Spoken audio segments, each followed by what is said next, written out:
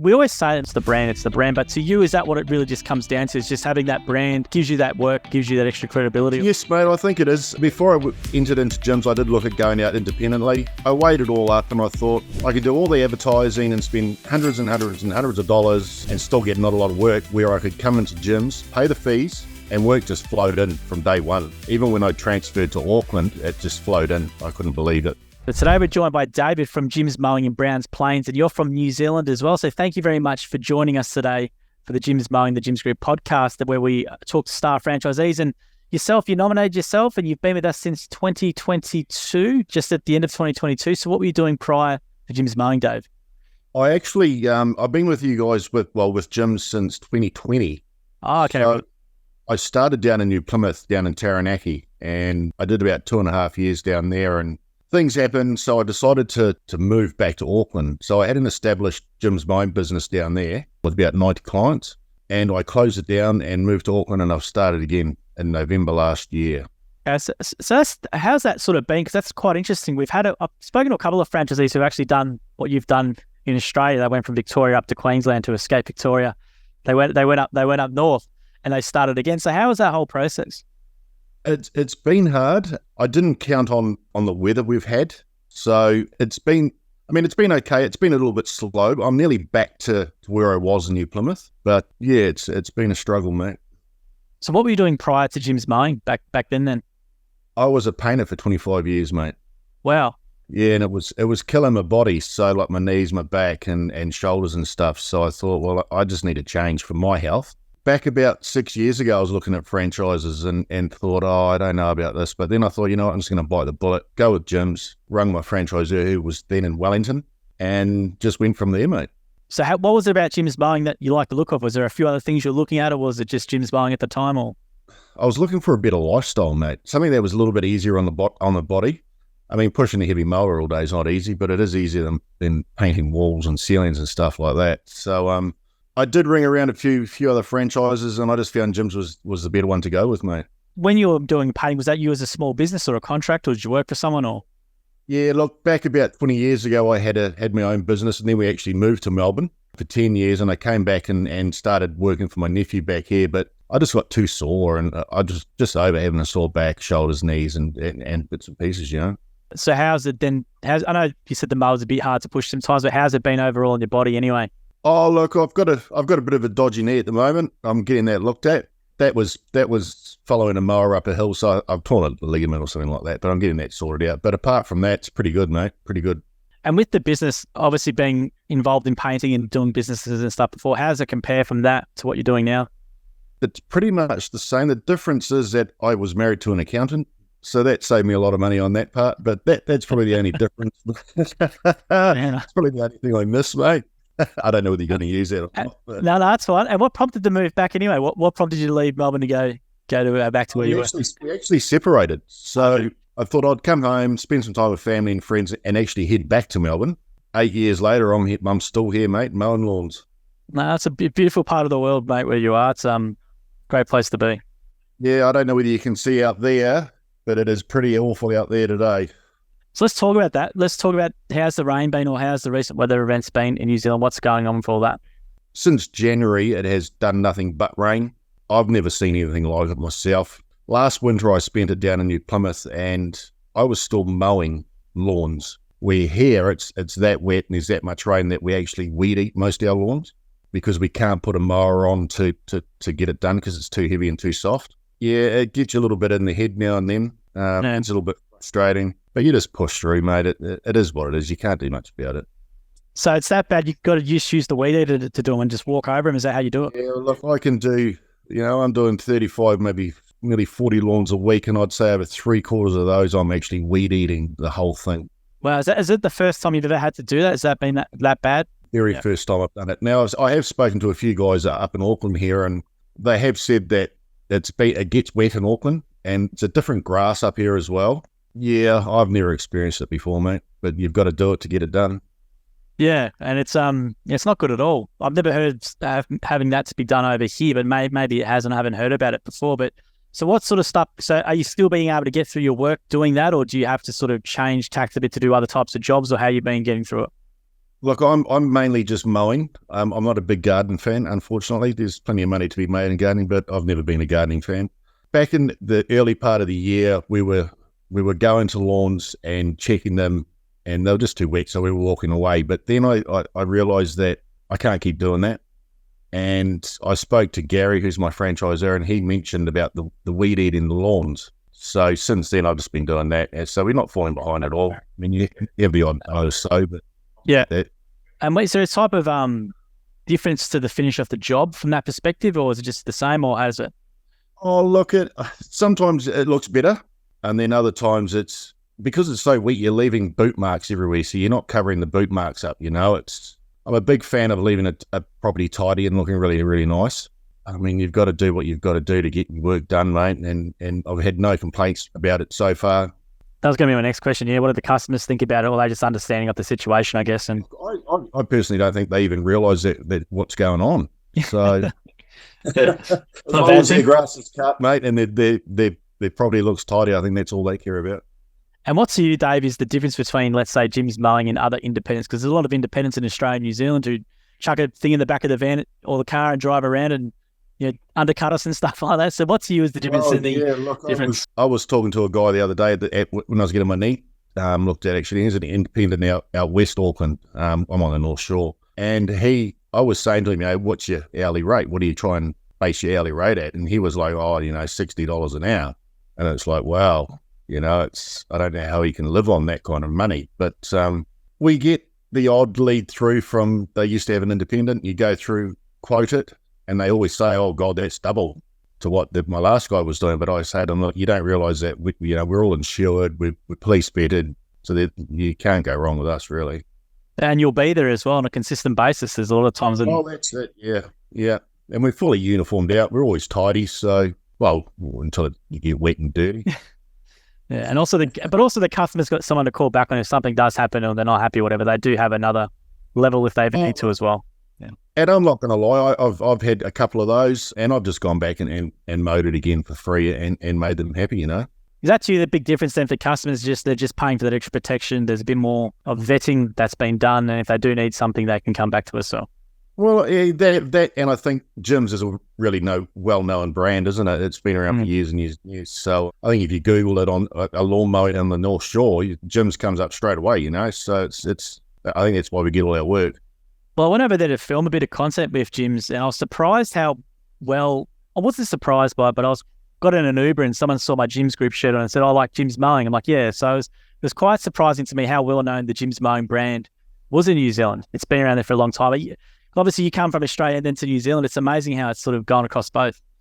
Yeah. Look, I have actually just done a TV show. I don't know whether you know about that, the New Zealand Today show that's going to be happening.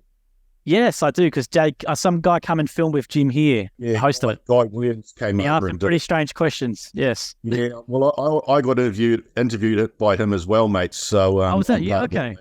Yeah, that's me, mate. Ah, well, there you go. He's a bit different, old guy, a bit different. Jim come in, I don't know if I can say it, but I will say it because it's a podcast, it'll be right.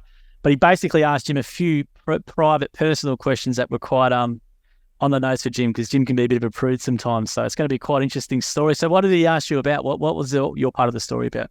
A lot of it was scripted, to be fair. Like, I can be quite a character, and I do have a bit of a potty mouth, but I try to keep that under control because of Jim's, the branding. Yeah. But he was just asking me who Jim was, where Jim's from, why am I not called Jim's Mowing? Because Jim's name's Dave, and my name's Dave, and just all that. Yeah. I mean, my franchisor was there, and he was laughing his head off, so he obviously thought it was funny, mate. He was quite a character. We didn't know who he was, and he come into the office and started, just asking Jim all these sort of things. It was quite interesting. But how big's that show over there? I don't know too much about it, but how big is it? I had never even heard of it until I actually got contacted by New Zealand Today. But if you get on YouTube, you can check it out. It is pretty big. Yeah. And and it's going to be out in, I think, October maybe, is it? Or do you know when it's going to come out? I did ask him, and he said, no, probably next year. They're behind. So we'll see.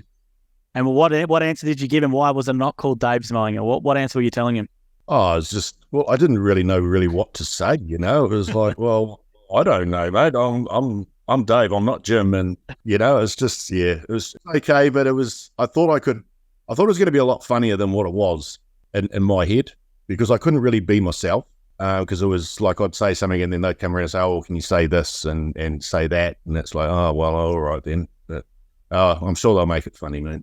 Well, that's the way they wanted to edit it, unfortunately. But it is a bit ironic that people want to know, but Jim's name is David and it's David James, and we do get that question a bit. Why isn't it Dave's Mowing? But it doesn't have the same ring to it now, does it? No, it doesn't have the same ring, no. And they did ask me why I didn't go out by myself, and I just said, look, I'd never get the work that I've got without having gyms behind me, you know. Well, just how, because like we always say it, like it's a very, sometimes it can seem like a wishy-washy statement just to say, oh, it's the brand. But to you, is that what it really just comes down to? Is just having that brand just gives you that work, gives you that extra credibility, or is that what the meaning to it is? Yes, mate, I think it is. I mean, before I entered into gyms, I did look at going out independently, and I weighed it all up and I thought I could do all the advertising and spend hundreds and hundreds and hundreds of dollars and still get not a lot of work, where I could come into gyms, pay the fees, and work just flowed in from day one. Even when I transferred to Auckland, it just flowed in. I couldn't believe it. Yeah, I don't think I'd go with anybody else. I have been talking to another couple of franchises, the guys you see out on the road. Yeah. And they don't get a lot of support. So, I mean, we get as much support as we need, mate. So... Yeah, and how is your franchise org? You would have had maybe change from one going up to where? So with Gary Turt now, I think, up there? Yeah, I am. Yeah, I was with Gavin McGlashan in Wellington. Coming up here to Gary. Gary did my training, my business training. So I knew Gary right from the start. And, Gary's a great guy, mate. Does anything for you. He's so good. And what sort of support do you need or do you require from him then? Look, I don't need a lot of support now. It's mainly, if I've got something in my head, I just need to get out. Like you get a bit stressed out with all the rain and stuff like that. I rang him this morning and said, it's still in my head and it's raining again. When's this rain going to stop? I was just venting to him, mate. So he's really good like that and he doesn't mind. I think we all need to vent to somebody at some stage, mate. Well, how are you looking after yourself? And is it just by bringing up someone and venting about the situation? Because there's not much you can do about it. But was there other things you're doing? Like, do you have any hobbies or something you go and do to take your mind off it, or what have you been doing? Look, I like to travel a lot. Yeah. So my partner, we travel quite a bit. We just got back from Rotorua the other week. Apart from that, movies or something like just take your mind off things, mate. And yeah, a bit of rugby, motorsport. Yeah, a few losses, which is surprising. You're so used to turning it on and they win. I tell you what, we've had it this year. We won't even make the semis, I don't think. Oh no. But I was going to say, what's your top 3 travel places then? Something a bit different. One of them would be Greece. I'd love to go to Greece. I'd actually like to do the train trip. The Orient Express. Yep. That would be all right. And the States. I'd love to go to the States. And what about for New Zealand, for us Aussies? Where are the top 3 places you think in New Zealand for us to go? Okay, if you Aussies don't come to the North Island, go straight to the South Island, mate, and do the whole South Island. That's what you need to do. Yeah. Yeah, it's beautiful down there. I think if I could, I would probably retire down there. Really? Yeah. Which area in particular? Queenstown. Queenstown? Yeah, down around there. Yeah, it's just beautiful. I mean, I was down there the end of 21, and it's just every corner you take, it's just a different view. It's just beautiful, mate. Well, there's not that many franchisees down in Queenstown, so if you ever need to shift those things up down there, there's not starting again, mate. Not starting again. So what was your advice then to how to build a big business or how to build a business? Was it something where you just provide good work, or was there anything, did you do any local area marketing, or what were you doing to build up your client base? When I first moved to Auckland and got the Browns Bay franchise, we were just concentrating on a small part of the North Shore and not a lot of work was coming in. So I rang Gary and said, look, we need to open up to the whole of the North Shore. And that's probably the best thing I did, was to open up and take everything that came in. And once you've taken everything that's come in, is there something you're going to try and condense back a bit, or is there something you just kept in place? Or yeah, look, I've had my leads on, but because of the rain and the weather, we've had no work come in. It's just gone dead. And now with my knee, I really don't want to take much more on until I can get and find out what's actually going on in my knee. I mean, it's ligaments, but we could get away with an injection, or it could be a bit of surgery. So we'll see. I hope it all goes well. I've had 8 knee surgeries myself, so I know you're pain with the knees. I had 4 surgeries on my left ankle, mate. So that was painful. Yeah. So yeah. Bloody hell. I was going to say, what type of equipment then are you running in your setup? Is there any gear you recommend, or what sort of setup do you have? Oh, look, when I was in Taranaki, we used a lot of Testerosas. Okay. They're the red one, right? The plastic body ones with the fan underneath. Yep. Down there was perfect because everything is caught down there. So you take all the grass away and get rid of it. Where when I moved to Auckland, they said to me that I need to buy a Victor mulch mower, 560 mulch mower. And I thought, oh no, I'm not doing that. Doesn't look any good. I'll carry on catching. But I started to with the different grass up here.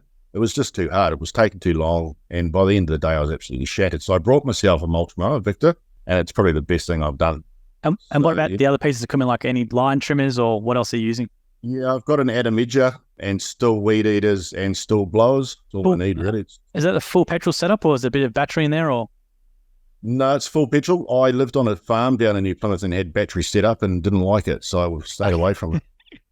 I know we push you very hard, the battery on our end, but there you look this. We talk to different franchisees, and there's always a mixture of setup. Some use full petrol, some use a bit of both, and some use the full setup. But it all depends on their jobs as well. Some might do more gardening, might use a bit more of the battery stuff as opposed to the whole petrol setup as well. But I was going to say, with anyone looking into doing a business like what you're doing, Dave, what would your best advice sort of be for them? What are some questions they should ask, or what are some of maybe the realities of running a business that maybe they need to know about? Be prepared for a bit of hard work to start with, because it's going to be hard when you first get out there. When you're taking a lot of work on, you're gonna get snowed under, and complaints will probably come. So be prepared for that.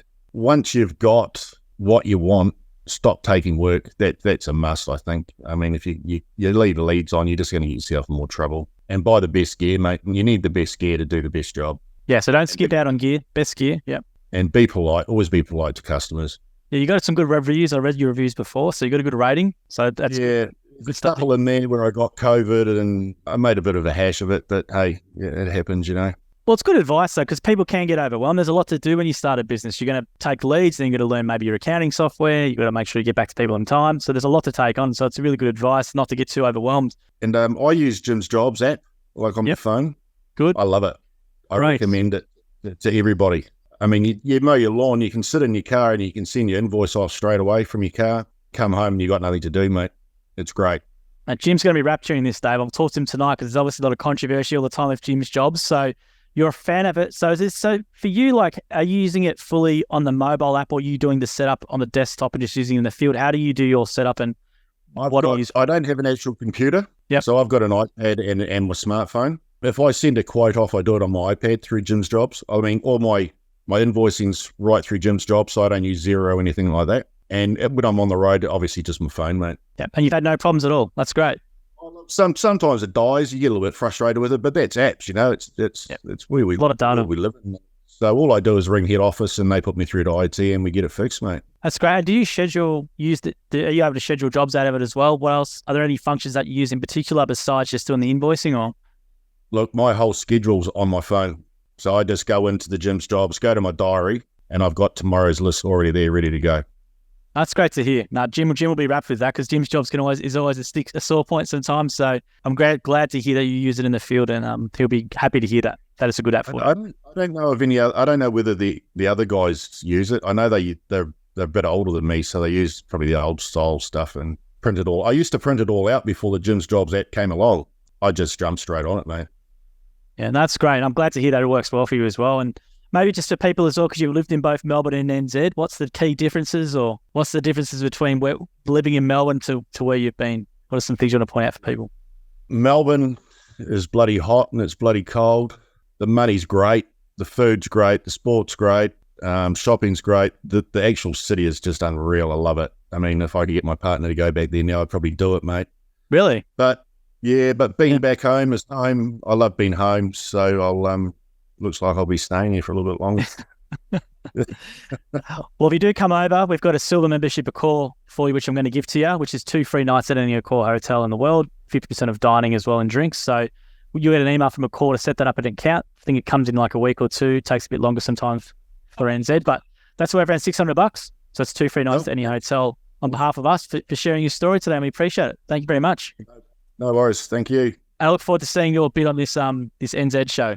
So looking forward to it. No worries, Dave. Well, you're going to get an email from Accor. Don't delete the email. You'll probably get it in a week or two. Just make sure you create an account, and you'll get your silver membership, which you can use 2 free nights. Awesome. Thanks, Jims. Appreciate it. No worries. Thanks, Dave. Thanks, mate. See you, mate. Bye. Thank you for listening to the episode of the More Than Just Mowing podcast by Jim's Mowing. If you do need help with your local gardening expert, please give us a call on 131 546 for Australia, 0800 454 654 for New Zealand, or head to jimsmowing.com.au or jimsmowing.co.nz. If you liked what you heard, please make sure to leave us a review as well, wherever you consume your podcast. We appreciate your support. And until next episode, we hope you have a great week.